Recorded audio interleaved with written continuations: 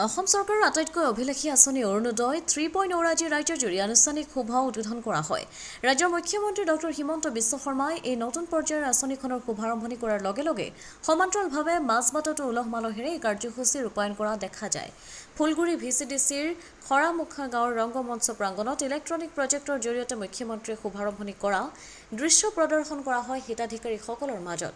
ফুলগুৰি VCDCৰ সভানেত্ৰীৰ নেতৃত্বত VCDCখনত অৰুণোদয় 3.0 অনুষ্ঠানত প্ৰায় 1.5 সহস্ৰাধিক মহিলা হিতাধিকাৰী অংশগ্ৰহণ কৰে।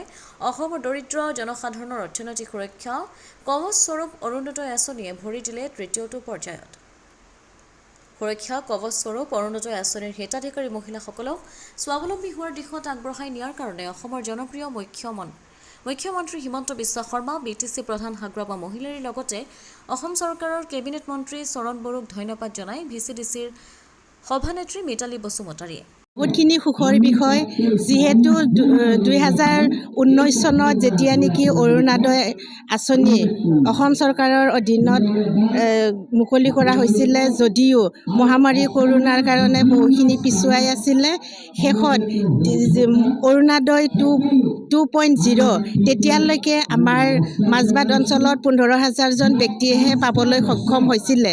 যিহেতু এতিয়া আমাৰ অসম চৰকাৰৰ আণ্ডাৰত BTC চৰকাৰৰ অধীনত, যিহেতু পোনপ্ৰথমে হাগ্ৰামা মহিলাৰীদেৱকো ধন্যবাদ জ্ঞাপন কৰিব লাগিব আৰু আমাৰ মাজবাট বিধানসভা সমষ্টিৰ বিধায়ক তথা কেবিনেট মন্ত্ৰী চৰণ বড়ো মহোদয়, তেওঁৰ নেতৃত্বত আজি আমি য'ত নেকি 2.0 যেতিয়া নেকি অৰুণোদয় চলি আছিলে, সেইখিনি সময়ত 15,000 ব্যক্তিয়ে পাবলৈ সক্ষম হৈছিলে, কিন্তু এতিয়া আমি 40 গৰাকীবলৈ হৈছোঁ, 40,000 ওচৰা-ওচৰি আমি চাপিছোঁ। কাৰণ এয়া আমি ধন্যবাদ জ্ঞাপন কৰিব লাগিব যে আমাৰ অসম চৰকাৰৰ কেবিনেট মন্ত্ৰী চৰণ ছাৰ মহোদয়ক অশেষ ধন্যবাদ জ্ঞাপন কৰিছোঁ, যাতে তেওঁ আমাক উন্নয়নৰ ক্ষেত্ৰত আকৌ আগুৱাই লৈ আহক। নাৰী শক্তি হিচাপে নাৰীক জাগ্ৰত কৰিছে।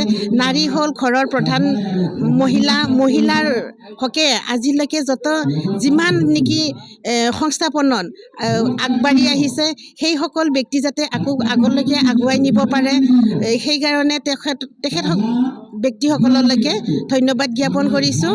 আৰু আজিৰ অনুষ্ঠানটি আমাৰ ফুলগুৰি VCDC অন্তৰ্গত খৰামুখা ৰংগমঞ্চৰ মাজবাটৰ পৰা অমৃত নিউজ 24/7।